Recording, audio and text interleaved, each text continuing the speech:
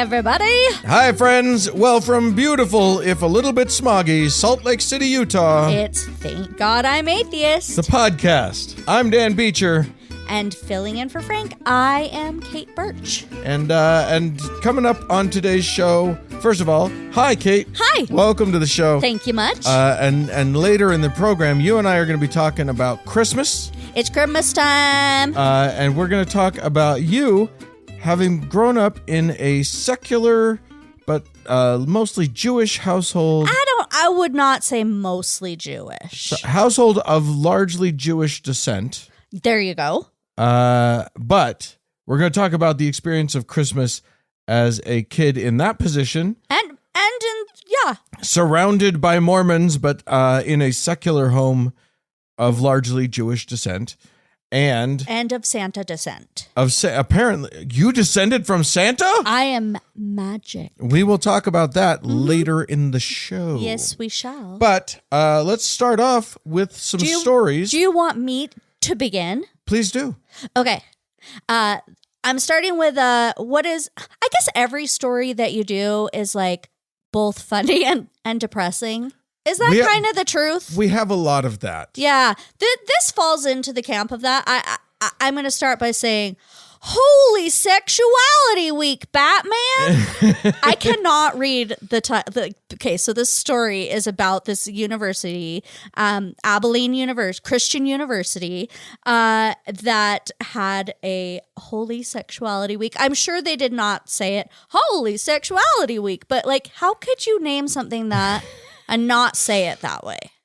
First of all, how could you think that sexuality is holy or that there is like... Well, it is definitely holy because it's hard to do without holes. Okay, went there. Let's do the story. Okay, so this story is about... you can imagine a Christian university having a week devoted to Holy Sexuality Week is probably going to offend a lot of people and not go over very well. It's probably not going to be, one of those pro-LGBTQ. No, I would not have much faith in it. And honestly, I don't know what, 95% of the information was about, but I imagine it was bad. I'm going to say it was all how to get enthusiastic consent. That was their big push. I'm guessing that is definitely what it was. I'm sure there was nothing shamey and you're the one telling the story. What was it? Well, I don't know what most of it was, but I can tell you what some of it was, and some of it was pretty disgusting when it came to these really one-sided messages about the LGBTQ community. And so there was one presenter in particular who gave a speech that, let's just say, excluded a lot of people and made them feel pretty horrible. So a bunch of kids got together, about 2,000 students and friends and family members after this week got together to kind of like protest what had happened and write a letter to the school president and saying like, you need to reconsider this week of instruction and maybe like do a better job next year, because the positions that their presenters were giving were like really inaccurate. Like they were saying that homosexuality lacks any genetic basis, and then they made some like really ludicrous, very hateful statements, which I will get to in just a second. So there was one main speaker who said the bulk of like the really, really offensive stuff.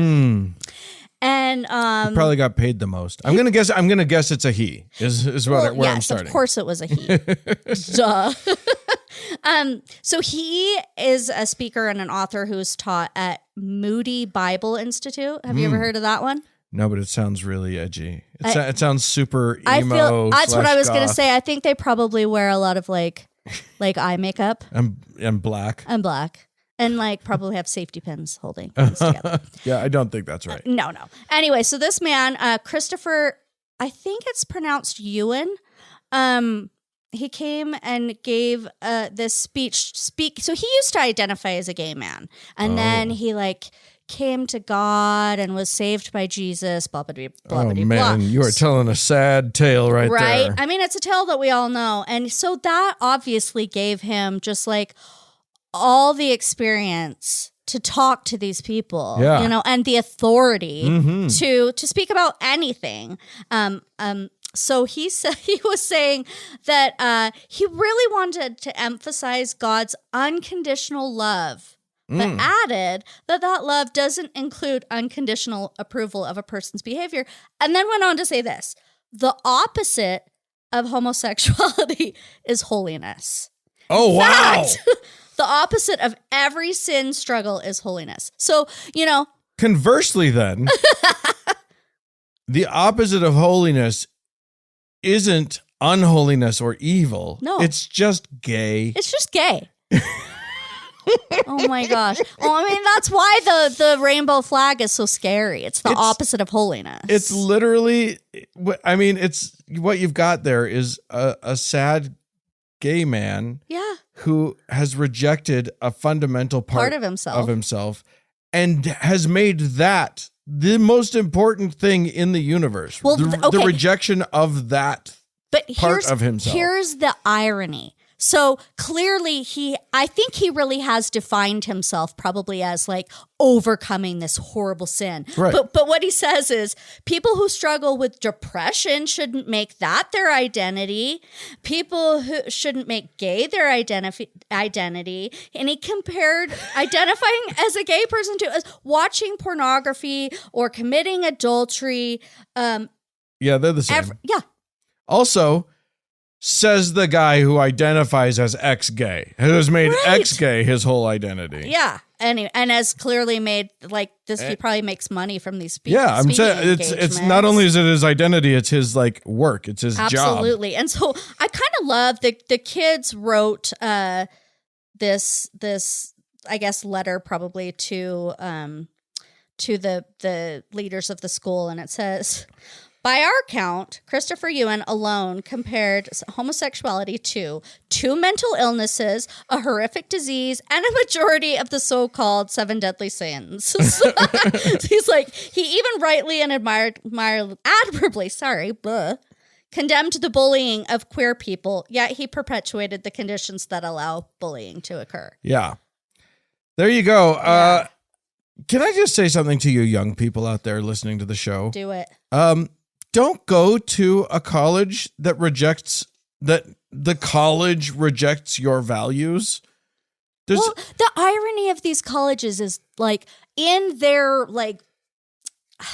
things that they had written saying, you know, how they were going to treat people who were gay. It's like, we're going to treat them with a spirit of kindness and inclusion. And they think they're being inclusive. They think they're being kind. They're telling people, if you come to this university, we'll look out for you. And then they don't understand that the things they're saying are literally the complete opposite of that. Yeah. Just don't go to. No, don't go to them. If it says Christian in the title, probably steer clear. Yeah, that's the truth right there. Yeah. All right. Well, I'm going to take us across the pond to merry old England. Okay. Where astute listeners who have studied any amount of English history will know that they have an official church of the country. I've heard that. It's in their constitution and everything, and that is Buddhism. No. It's the Church of England. It's the Church of Beans and... Oh, I thought it was the Church of Spotted Dick. It's beans on toast. Nope, it is the Church of England. And so Frank and I have talked fairly recently about the fact that the Church of England, after years of agonizing, took the bold and breathtaking step of like deciding to have some blessings for same-sex marriages. Oh, what does that mean, blessings? I don't know. They're going to pray pray nice about them. Like they probably have some like specially worded things. Yeah. It's not quite, they don't perform Same-sex, and they're not really condoning it. They're just saying, it's enough that it freaks out all of the Nice. wild right-wing people. Great. It seems like such a non-thing that they're doing, saying a prayer, a nice prayer at gay people, but they're doing it. And if you're gonna if literally that freaks out the real right-wingers, why not just go the whole way? Why not just say we support this?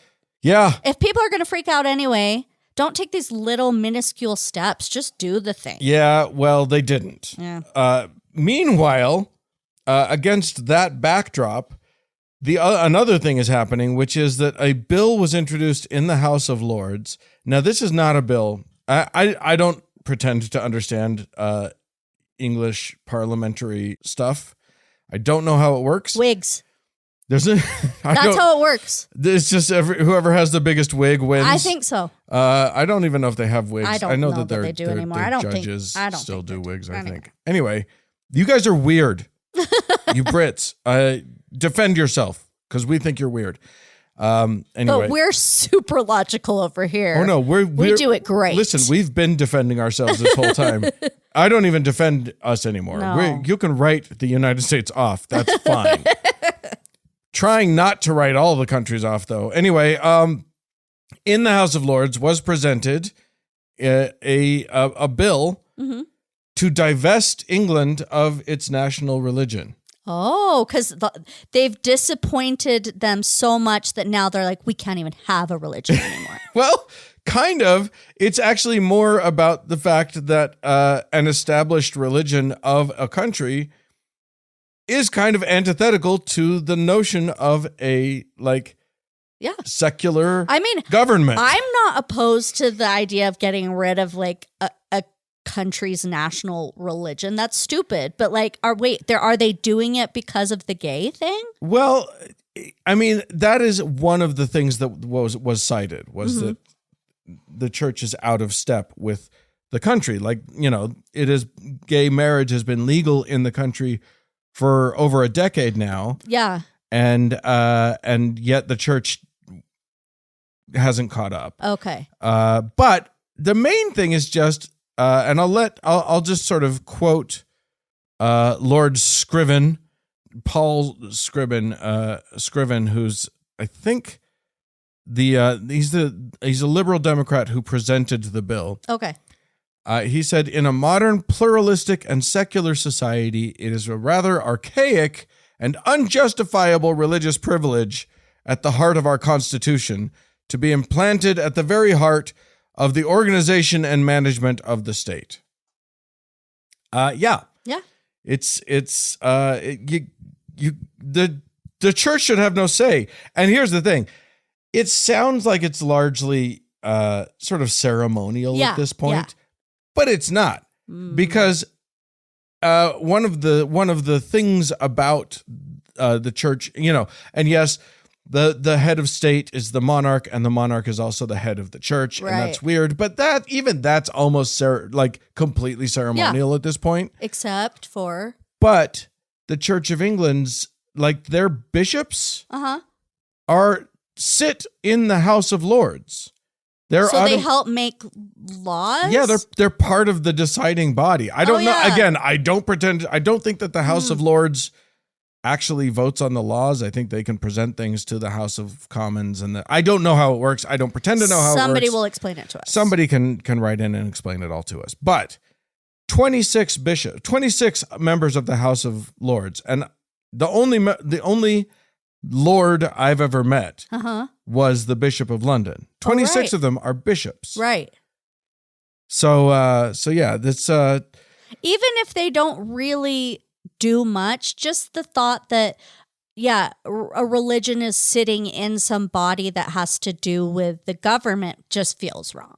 Well, and for instance, one of the privileges that the church enjoys is that the Archbishop of Canterbury, who's the sort of the head of the of the church, other than the king, by virtue of his office, can bring a debate of his choice. Can actually decide.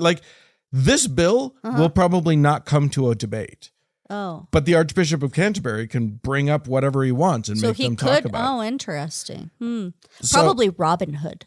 Doesn't it seem like that would be what he was talking about? I think maybe that was handled in the last session. Oh, okay. So, but yeah, I think that's interesting. I mean, the fact that this wasn't this didn't come up on the streets, in a protest outside of the House of Lords. This came up. The call is coming from inside the house at this point, right? So I think that's pretty cool. Yeah, interesting. I'll be excited to see what, if anything, happens with that. Get rid of your dumb church, you idiots. Yeah, guys. I'm now curious that you've said that. How many countries have a national religion? Yeah. I'm going to look into that. Okay, great. Okay. I don't believe you. If I remember. If my phone was here, I could look it up right now. Okay. I'm going to talk to you about Alabama, where all good things happen. Sorry if you're from Alabama. Roll Tide. I just am dissing your state a little bit. But honestly, not some great stuff happening here. So I'm going to talk to you a little bit about executions, which, Oh, good. we love death penalty talks. Like, that is always really uplifting. And so this is actually a really interesting story because it's kind of pitting death penalty believers against religion, which it seems to me that, like, usually if you believe in the death penalty, you would also be like a freedom of religion person. Doesn't that seem like they normally go? I don't know. That's one of those weird sort of flyaway issues, crossover that issues I could see. I could see people from a lot of different walks of life. Yeah. Cottoning on to that particular I've never issue. known any really liberal people who are like death penalty all the way. I bet it's out there. Well, anyway, if any of your listeners are, they can tell us. This is a reason why you might not want to be for the death penalty in Alabama. So this case involves a man that Alabama was trying to execute. His name is Kenneth Smith, and they already tried to execute him once. Didn't work. I think you probably might have heard about this story where, like, he was strapped to the table for like an hour and they were like sticking him with needles, trying to like get the medicine in him to kill him. Yeah. And I don't know if we call it medicine if it's meant to murder. Well, you, whatever it's called. Yeah. They were trying to inject him with drugs to kill him. Yes. And it failed. So the lethal injection did not work. And I know all over the country there's been issues with the different medications because we're like out of some or something. Well, no, the main one that was used, the manufacturer won't sell it for that anymore. Well, that's fantastic. I think that's great. But it does. And apparently now they're just trying other. They're like, I don't know. Let's Advil maybe if it's a lot of it. No. That's like literally the truth. So the thing that they're trying for this case is like nitrogen or something. It's like nitrous gas, but it's not the kind that you would have at the dentist. Like, it's not laughing gas. Not nitrous oxide. But it's pure nitrogen gas, which apparently will just cause death by suffocation. Yeah. So, but they haven't tested it.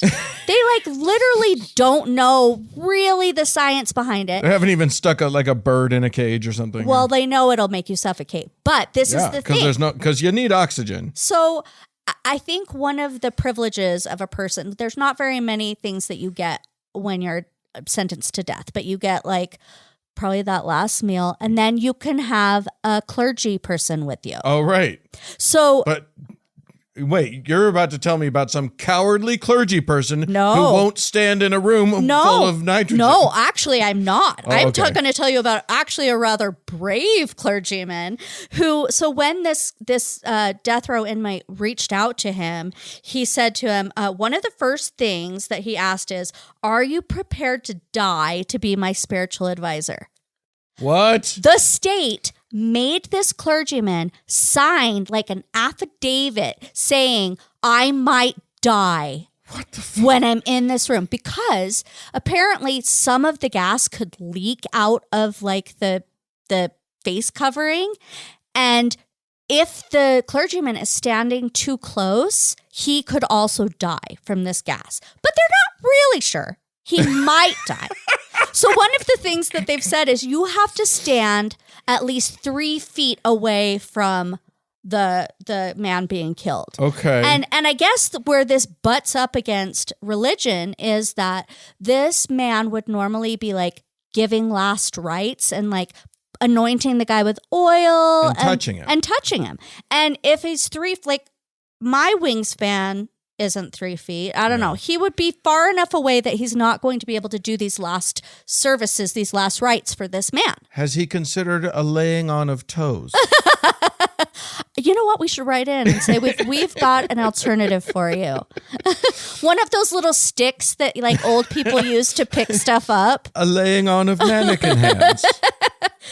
Anyway, but so this man has agreed to. He's been to like I think 4 other death like watched people put to death and has been their executions, and one of them was in Alabama, but they were like Texas and I can't remember where else.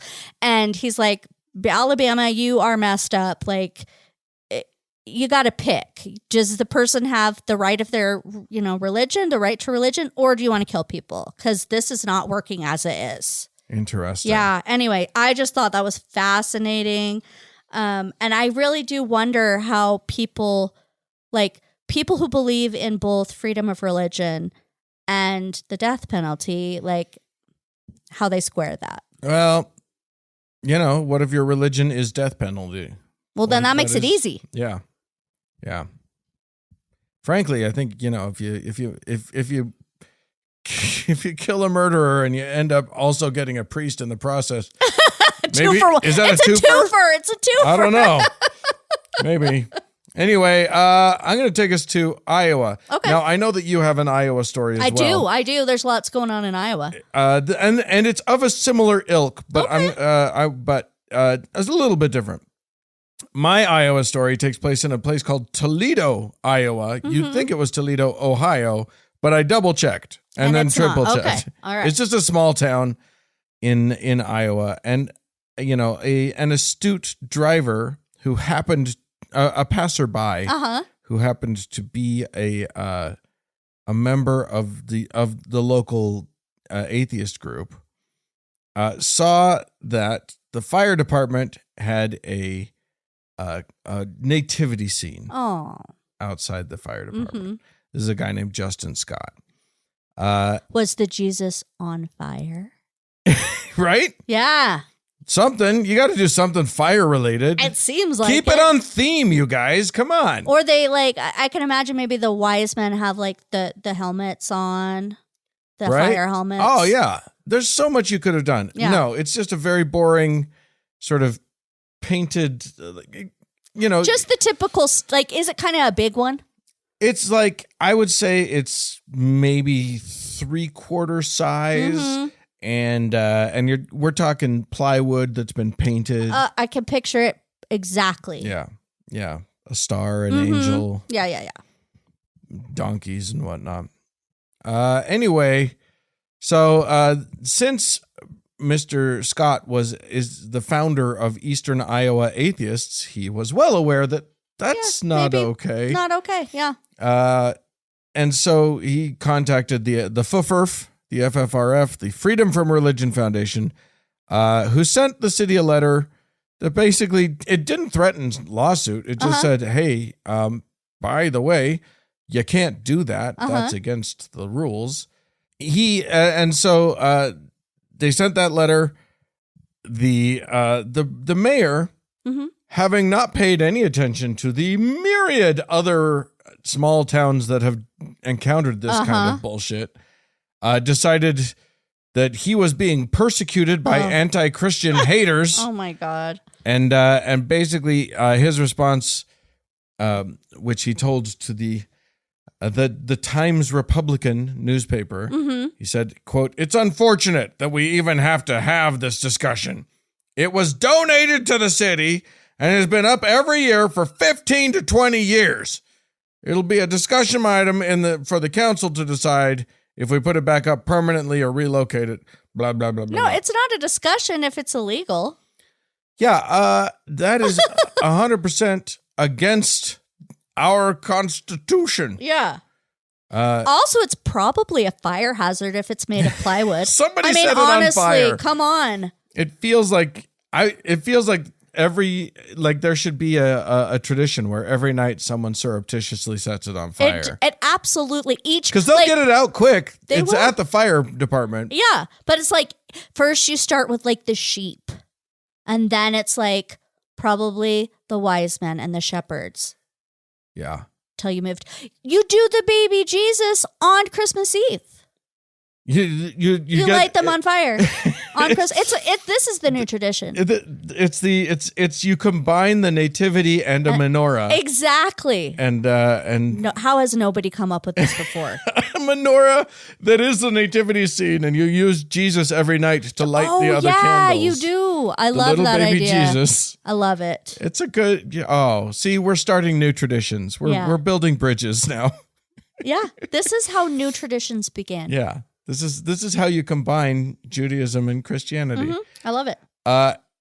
Anyway, the city held a thing, held a whole like a what meeting? do you call it? A meeting? Yeah, to for people to voice their complaints, which I think is delightful. Yeah, because it means nothing. Yeah, all of your opinions, dear citizens, are meaningless because this violates the contract, like the founding document of the entire country. Yeah. We're not voting on like, do we put a stoplight at Main Street? I don't like it. I don't want a new skyscraper. No, that's not what we're talking about. I don't know. Yeah, I don't know what the outcome of that was, but it does sound like I'm sure that it was heavily attended and fraught. Oh, I'm sure it was. I'm sure people were furious. And literally everyone that came to speak spoke out against these evil atheists and meddling in our town. And there was tears shed, Yeah. But you could feel the spirit there. And all of that was meaningless. Yeah. I hope there was someone there to say that. I hope there was one person who came up and said, hey, all of your feelings are valid. Uh-huh. And gosh, it just feels so hard. Uh-huh. And none of this matters. That would be amazing. Yeah. Yeah. Anyway. I love that. Well, I'm also going to talk about Iowa for my last story. Hit it. And I mean, this is not a news story of people being angry about the Satanic Temple getting permission to put like a statue in a government space, like in the state capitol. So like this is an argument we've had a bazillion times, right? Yeah. Okay, so what makes this kind of ironic and special is that every year you can like petition to put something up, like I guess probably for the Christmas season. So it's up for like 3 or 4 weeks. Yeah. So because they refuse to just say to do the easy thing, which is just let's not have any displays in the Capitol building. But they wanted to have their nativity. They want to have their Christmas display. Yeah. And so they have to open it up to everybody. Right. Because and I should have said this in my last thing. Mm-hmm. It's not that nativities are disallowed. Yeah. It's that if you do a nativity, if you do only a nativity, you're favoring a specific religion. Exactly. And you can't do that. Exactly. But if you want to, you can open it up. Yeah. To everybody. They opened it up. They had agreed to open it up to everybody. And of course, the Satanic Temple was like, okay, and we'll sign up for this. And they got permission to erect a statue of a goat-headed figure. It had, the 7 fundamental tenets underneath it, which we all know, like all of us are familiar with, like they're really lovely things. Yeah. That if anybody stopped and read...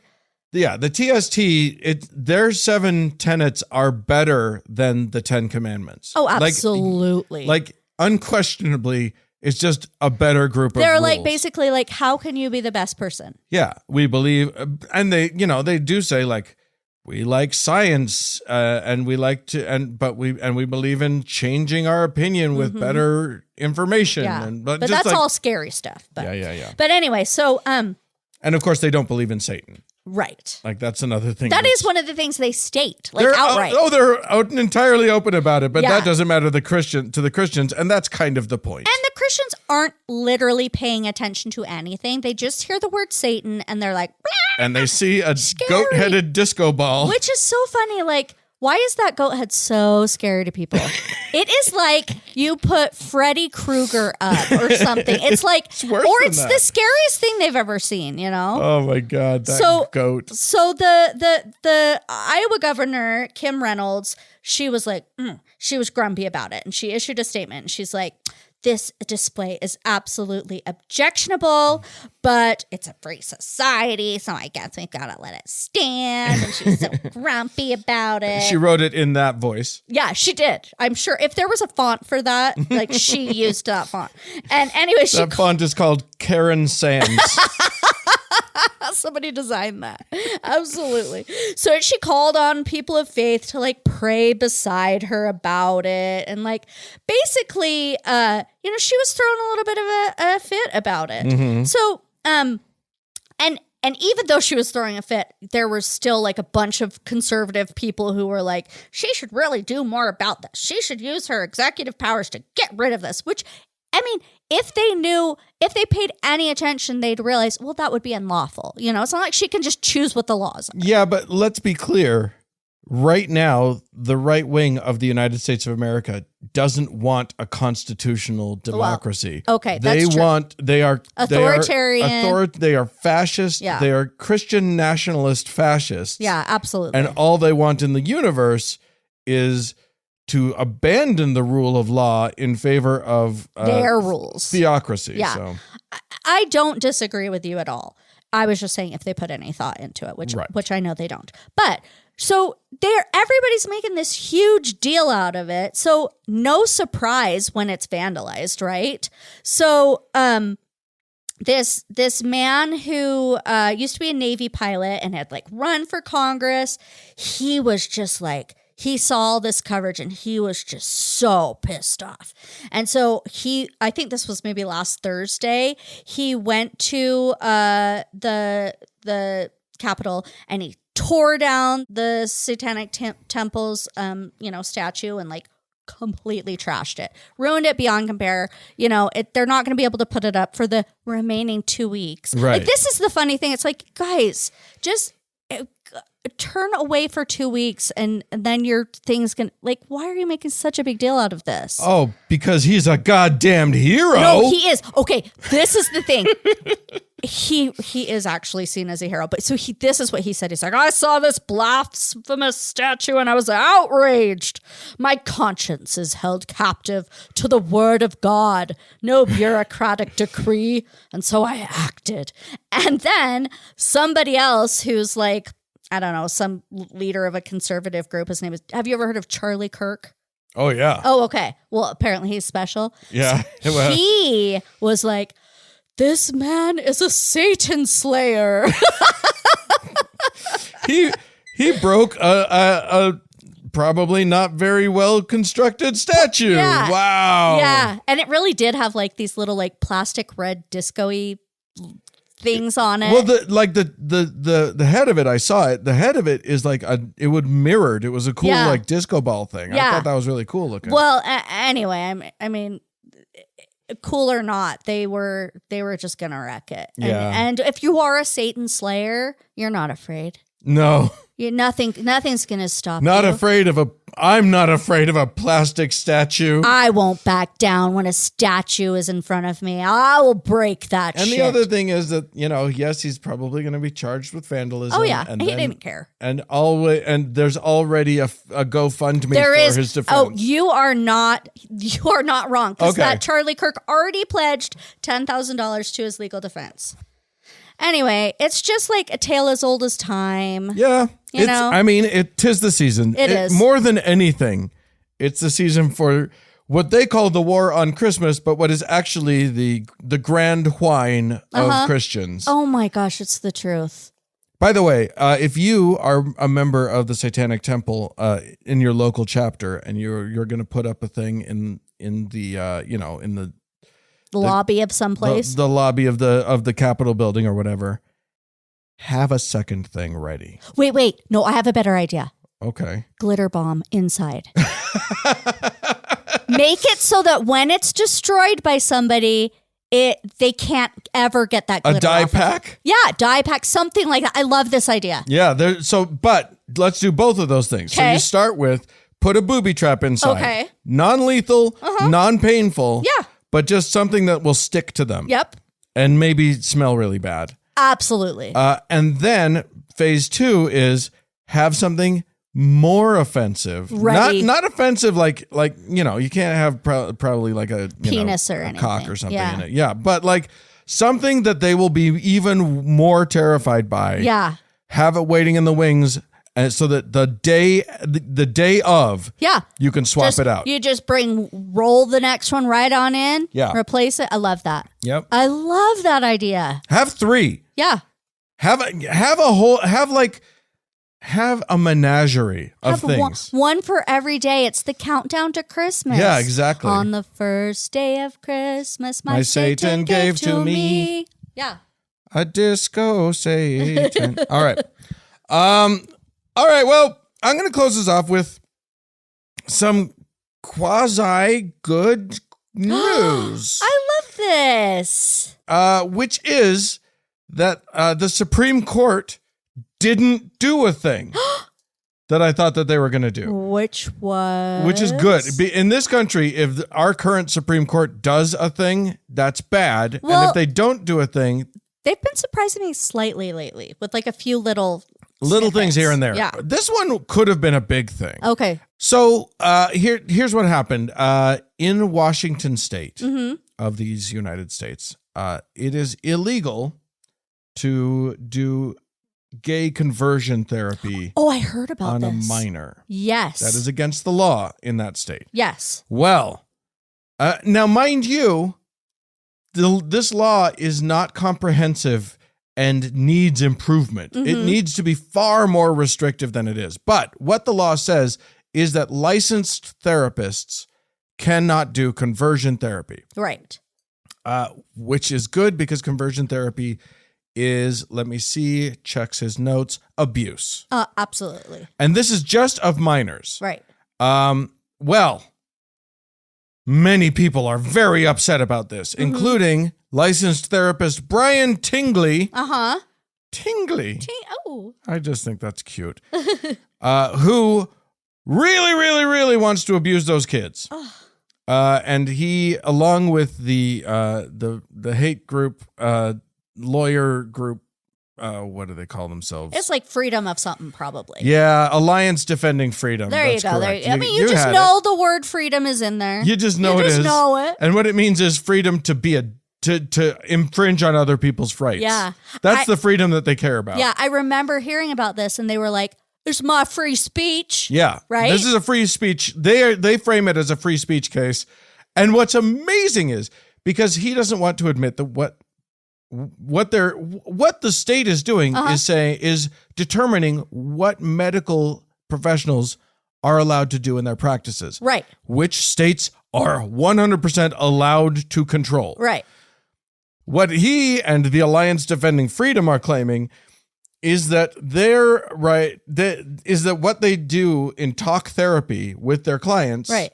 Is freedom of speech. is just talking. It's just speech. It's my right. I'm just having a conversation with somebody that they're paying me to have. And this isn't a medical thing. Yeah, this has nothing to do with their mental health. This isn't practice. He literally they're saying it's not conduct, it's speech. Oh my gosh. Yeah, then why is it on my insurance? Right? That's bullshit. Yeah. But and you know, the appellate court, the appeals court agreed that that's bullshit and said absolutely not. Right. The state has the right to do this. Blah blah blah. So they appealed to the Supreme Court, which was the goal all along. Right. To get it to these ding dongs because Right. it's just a bunch of shit. It's a shit show up there. But they did right by us? They declined to take the case. Oh, nice. That's kind of the best case scenario. Oh, yeah. That's as good as it gets right now. Yeah, just kind of throw it back. Mind you, declining to take the case infuriated Clarence Thomas, Sam Alito, and Brett Kavanaugh. Yeah, I'm not surprised. No, you shouldn't be surprised. I am surprised about Amy Coney Barrett. I'm surprised that she was like, I don't want to take that case. I don't know if she didn't. She must have not. She didn't dissent. But she didn't come out and say, I would have voted other. Oh, but she guessing, didn't get grumpy about it. I don't know. I don't know who, but they did decline to accept the case, which left Thomas, Alito, and Kavanaugh just fuming, livid. Literally, let me find the thing. Justice Thomas said, "This position asks us to consider whether Washington can censor counselors who help minors accept their biological sex." Wow, didn't spill the beans on your own bias there at all, did you? Yeah, and that's not surprising, Clarence. But the thing is he would have had to, if this was brought before him, wouldn't he have had to have agreed that this was an issue of free speech instead of health care? Right. And so even if they had brought it before them, that's not what it is. Yeah. Alito said something about, he said this case represents or presents a question of national importance. It does. That's true. Very much so. He said in recent years, 20 states and the District of Columbia have adopted laws prohibiting or restricting the practice of conversion therapy. Thank goodness. By the way, did we all note that what Justice Thomas wrote was not about conversion therapy? Right. Did we all catch that? Anyway, shut up, Clarence. And then Sam Alito says, he says, it is beyond dispute that these laws restrict speech, and all restrictions on speech merit careful scrutiny. Well, guess what? The appellate court did some careful scrutiny. They decided that this was totally acceptable.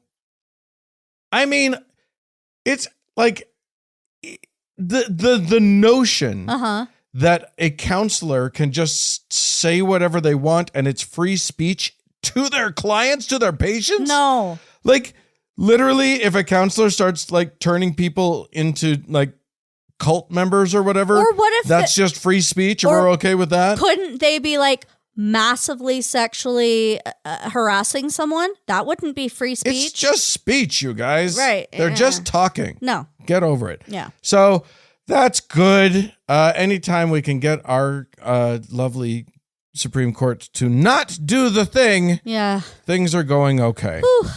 All right. Well, if you would like to write in about this or any of our stories, if you'd like to use your own free speech, you can write into us, podcast@thankgodimatheist.com, or call us and leave your voice on the show. The number is 424-666-TGIA. More show coming up.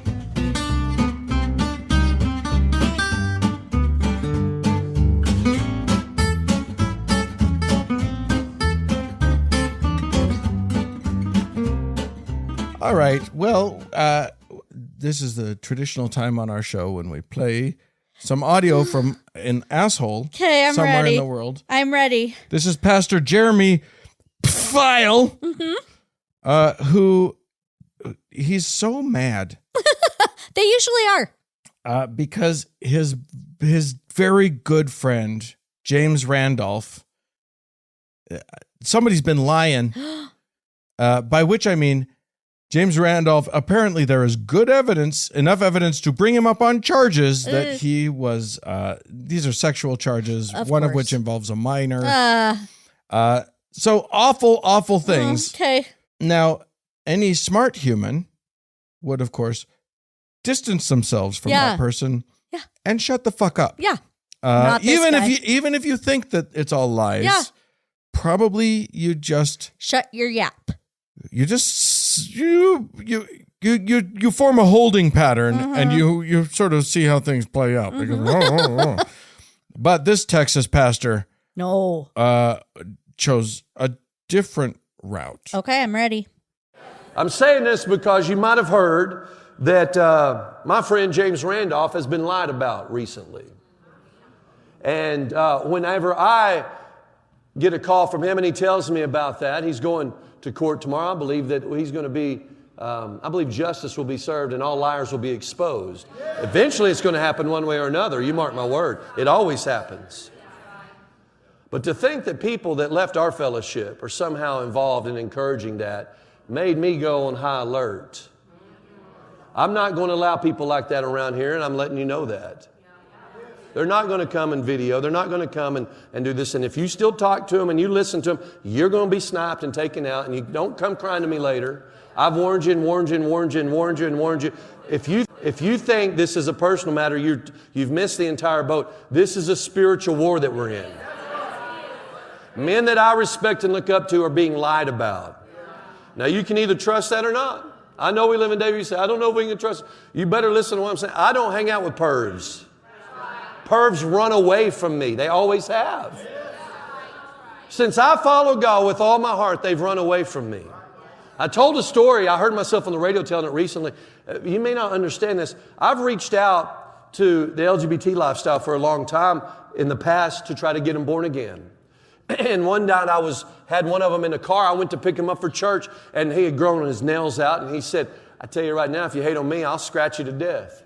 I said, you ain't going to touch me. You're going to either repent or else you're going to get out of this car. I ain't putting up with that. Now, I'm not hating on anybody either, but I don't have to confirm your sinful lifestyle. The church does not exist to confirm sin. It exists to get you out of sin and so that you can reign in life. Now, I don't know if you caught it. The snipe reference? What? Yeah. Yeah. I caught it. And I was rolling my eyes. Like, they kind of hurt a little bit after that clip. Yeah. Oh, my God. But yeah, he did say heard that. They'll be sniped and taken out. And yeah, I very much heard that. That sounded like a threat to me. That is a threat. And it was like, don't speak up. Nobody will believe you anyway. And I've got my mind made up. Even if he's saying it sort of metaphorically or figuratively, we're going to kill you, is the message. And we won't listen to you and we won't be supportive of you. If you're a man, I'll support you in any sense. Yeah. Like, people are lying. Did that get, what happened? Did it go to the court yet? Yeah, I think so. I don't know. I haven't followed. I don't think we have any results or anything. Well, I'm sure excited when that guy gets put away. Here's what I think. I think I love that he had a story about a gay guy in his car. Right.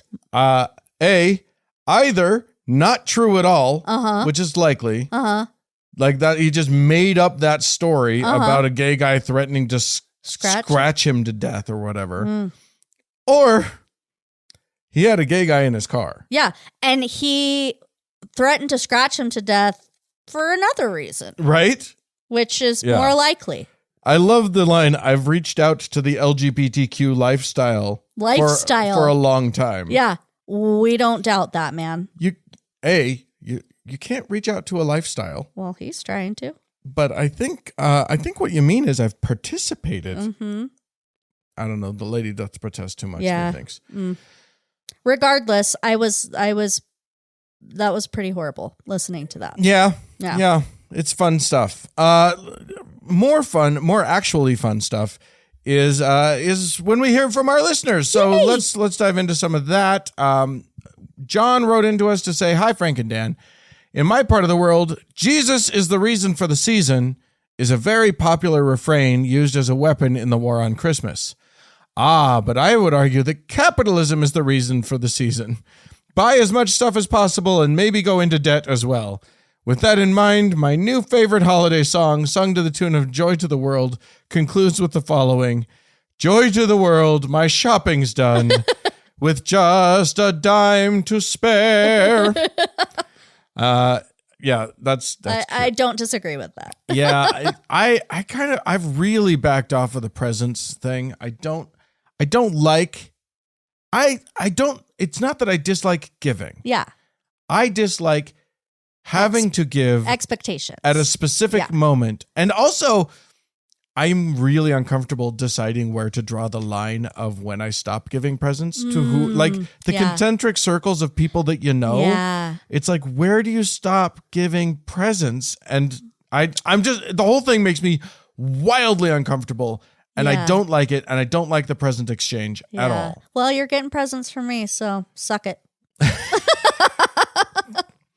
And I think you win. I think in the court of public opinion, I've gone down and you've gone up. Just then. Sorry.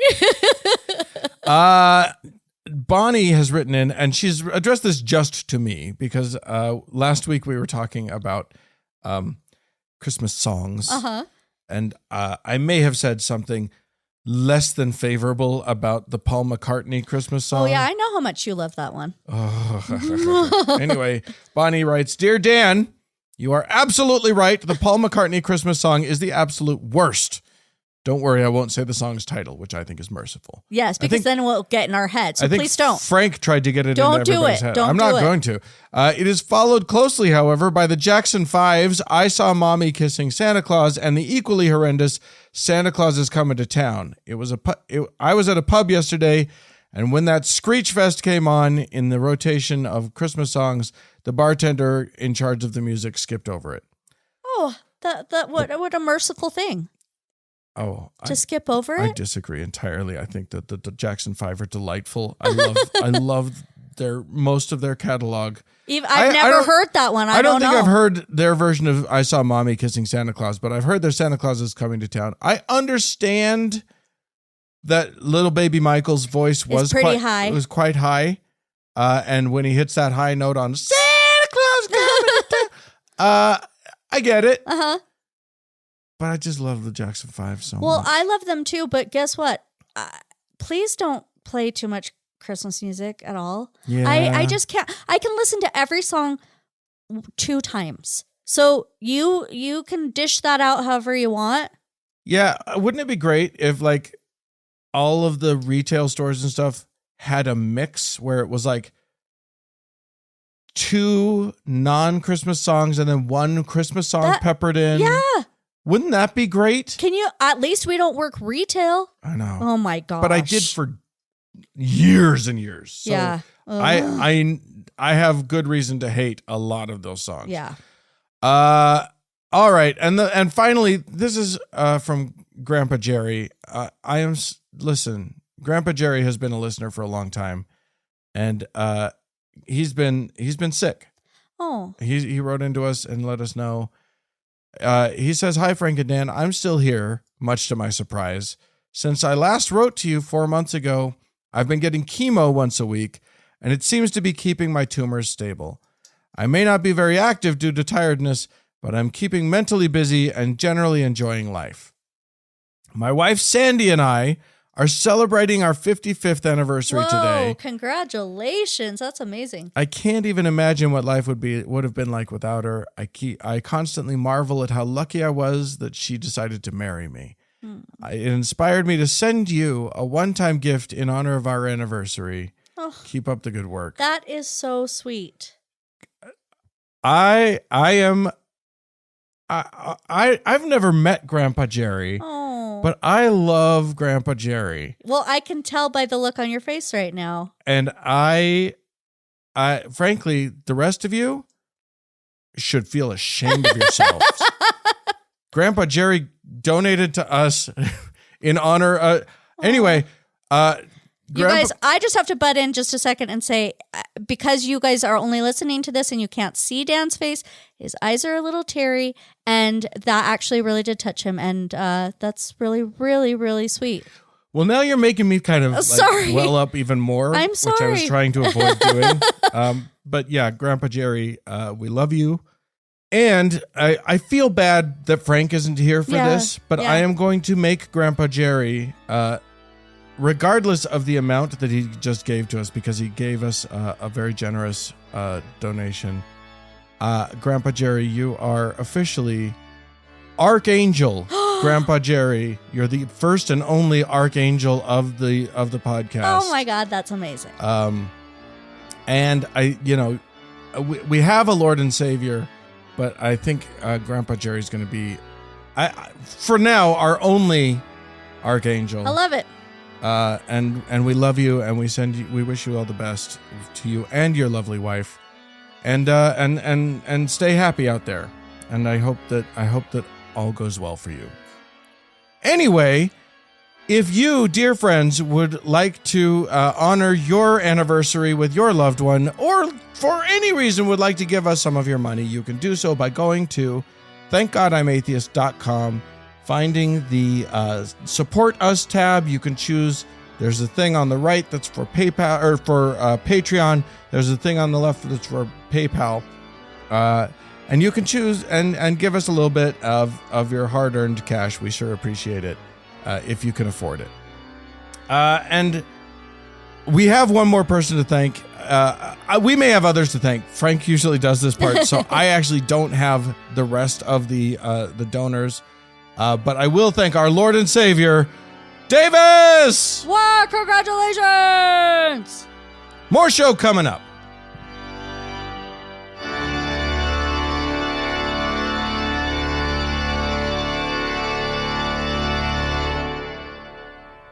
Well, Kate. Yeah? Since I have you here and Yes. you're not normally here. Well, I am because we're at my house.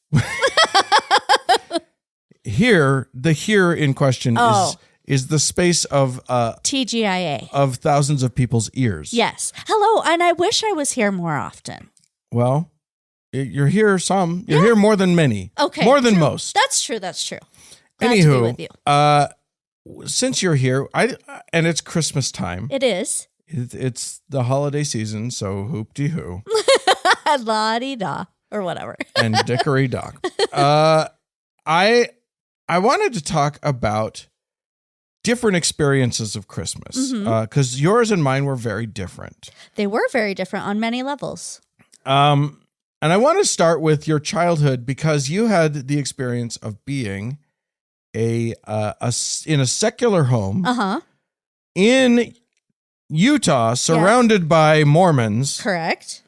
So, like, I remember being, like, when I went to school and we sang Christmas songs, it felt like the most natural thing in the world. Yeah. Even though probably some of those songs had Jesus in them. I'm wondering about that because I was thinking back to, like, the Christmas songs that I remember learning in elementary school, and they were like Rock Around the Christmas Tree and I Saw Mommy Kissing Santa Claus, and I don't know that there was any Jesus-y ones. Yeah, I knew of Jesus-y songs. Yeah.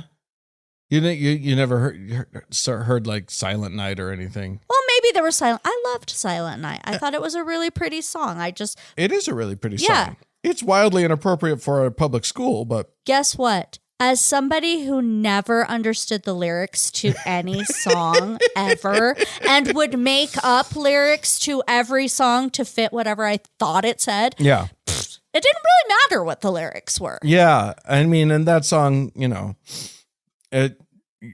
nobody knows what Round Yon Virgin means when you're a kid. No. And I probably didn't even think that was I'm sure those weren't the lyrics. Yeah.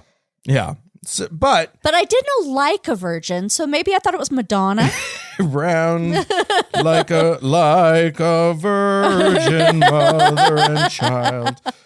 All right. Well, talk to me a little bit. Your family was secular, but my dad's family had been Jewish.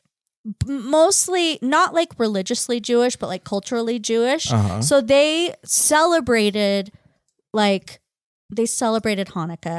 I don't know if my dad growing up celebrated Christmas. I don't think he did. I think he wanted to.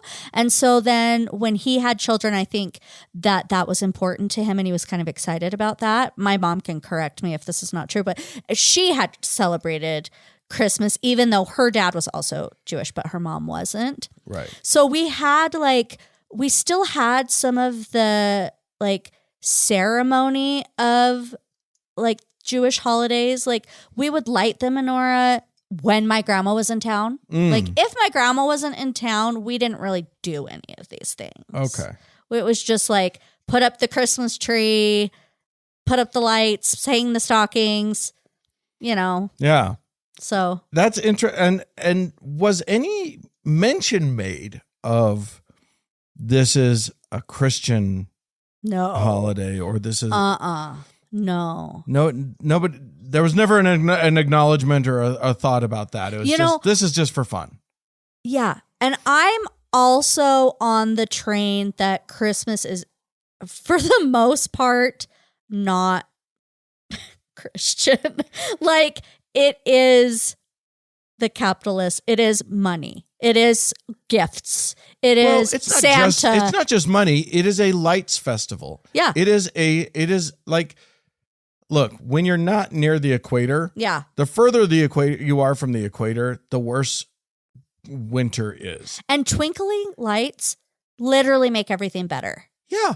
They're lovely. So you have some lights, you eat comforting baked goods. You have warm, cozy drinks. You sing songs. It's literally like all of that, regardless of affiliation. Yeah. Is useful. Oh, I absolutely agree. And like, there's some coziness to it. Yeah. Yeah. You're bringing in like the smell of pine into your home, which is just such a beautiful smell. And by the way, I am just going to say really quickly, we as atheists need to stop perpetuating the notion that that the Christmas tree and all these things were actually pagan rituals that were stolen and that were appropriated by Christians and stuff. It's probably not true, you guys. Oh yeah. Yeah, I'm sorry. I hate to break it to you, but those are sort of the popular myths of our people, atheist people. Yeah, it's not really. But we shouldn't perpetuate. No, we myths. probably shouldn't perpetuate myths. We're the ones who are saying that that's not the way to go. And all this stuff about like Horus was born on December 25th and to a virgin mother, all that stuff. It's bullshit, you guys. It's so dumb. So don't perpetuate that. And I mean. Or do some more like digging. Yeah, do some better research than Bill Maher did in his stupid religious movie. Yeah. And if you can pull out some solid evidence for it, I am happy to be wrong. Present it to me. Yeah. And like you said, there's a lot of crossover with these things. So it's like, it could be multiple places where things came from. And would these things have arisen without Christianity? Possibly, because we need festivals during this time of year, this dark, sad time of year. I so agree with that. And that's what it's about, right? So I think that is the heart of everyone's Christmas, even Christian Christmas. Because when I was a kid, I was raised Mormon, and that, I don't care if you out there think that that's Christian or not. It's Christian enough. It's still there was a Jesus. We still believe in Jesus. We still believe in the Bible. So like, as far as I'm concerned, it's Christian. Yeah. And so, Jesus was present in my life. I went to church every week. And so like, Jesus was talked about plenty. Yeah. But the essential experience of Christmas, the thing that made it joyful, was nothing to do with Jesus. Well, that's how it is for everybody. And I think it's, like the joy of it is like, candy canes and family and everybody gathers and, everybody has, you, like you said, you sing some songs. And you make a bunch of food. Yeah. And everyone celebrates themselves, celebrates each other. Exactly. You go ice skating or you make a snowman or whatever you do. Yeah. And you develop family traditions. Exactly. That is so interesting because I often think of tradition, especially in something like Christmas, as like a broader tradition, but you're right. It is, we within our groups come up with our own little tiny traditions that then we build memory on together. Yeah. In my family, because my parents are old, like we didn't get sugar cereals in our family ever. And we didn't much either. Right. Yeah. So the grand splurge of Christmas, one of the traditions, one of the things that we ended up knowing that we could count on eventually as kids was Fruit Loops. Which I think is so darling. We got Fruit Loops for Christmas. And I think one of the cutest things about you is even as an adult, you kind of want Fruit Loops for Christmas. And that's really cute. It's one of the flavors of Christmas for me. I think that's darling. I don't really have... My grandma used to send us homemade fudge. So for me, that was my Christmas thing. The flavor of Christmas is fudge. But it's stale fudge. It's not fresh Which fudge. you're saying, which sounds like a bad thing, but I don't think you're saying it is a bad thing. No, I'm not. She lived on the East Coast, and by the time it would get to us, it would be completely stale. And I always thought that's how fudge was supposed to be for the longest time. Like, I didn't know it was like supposed to be like creamy and like a little smooshy. That seemed wrong. I hate to tell you guys, but your fudge is soft and smooth. And smooth. I'm sorry, but it's supposed to be a little dry and sort of break a little as you bite into it. Not crispy, but like a little dry. And so, yeah. I think that's great. I think that, and that is what we need. And I don't care if you call it Christmas or not. Whatever. Holiday. I do love the idea. And here's the other thing is that obviously what this means is that for everyone on below the equator, for all of you Aussies out there, whatever, you celebrate Christmas at entirely the wrong time of year. I don't know what you guys do for the solstice that happens in, what is it, June? It would be June, yeah. I don't know what you guys do for that solstice, but that's when all of the Festival of Lights shit that we do. Maybe they have that. If they don't, we could. I've got some good ideas for you guys. All of our Uruguayan listeners. Yeah. I bet you they have beautiful traditions that happen then that have lights and candles and stuff. I hope somebody will write in. I know we have a lot of Aussie listeners and stuff. I hope somebody will write in and say what you do for your wintertime festival. Because we know, because we love to mention that everybody gets to drink white wine on Christmas. White Wine in the Sun is... and that sounds delightful. If you guys don't know the song White Wine in the Sun... It's not. Here's what it isn't. It's not a good sing it with your family song. Because you'll cry, or why? No, just because it doesn't apply to everybody. Because it's a personal song. It is to Tim. It's very Minchin. touching. Yeah. But it is the sweetest Christmas song there is. It will definitely choke you up, and you'll probably cry. Much sweeter than Silent Night. It's not prettier than Silent Night. But what about Christmas Shoes? I hate that song with all of me. Christmas Shoes is the worst. The most. It makes me cry. It makes me cry for too. different reasons. Yeah. Please don't make me listen to it, please. Mostly, the laughter gets a little raucous, and then that's why I'm crying. Yeah. Oh man, I think I love this notion that like what we should be shooting for, and I think we should all celebrate this thing. Whatever it is. Yeah. Call it Christmas. Okay. Call it Festivus. Call it whatever you want. But I think for those of us who don't live close to the equator, when it gets dark way too early. Yeah. And stays dark way too long. I think we should be shooting for some real celebrating. I'm on board for that. I think a lot of the things of Christmas, we got it right. Yeah. You just need to. Take the Christ out of Christmas, you guys. That's all you need to do. Just take the Christ out of Christmas, like they've been telling us to do, so that it's just muss. Yeah. Celebrate muss, everybody. Yeah, I will. And I will too. Well, hey, thanks you guys for tuning into this show. If you would like to tell us your traditions of how you celebrate muss, please feel free to do so. Write into us, podcast@thankgodimatheist.com, or call in and leave a voicemail. We love to hear other people's voices on our show.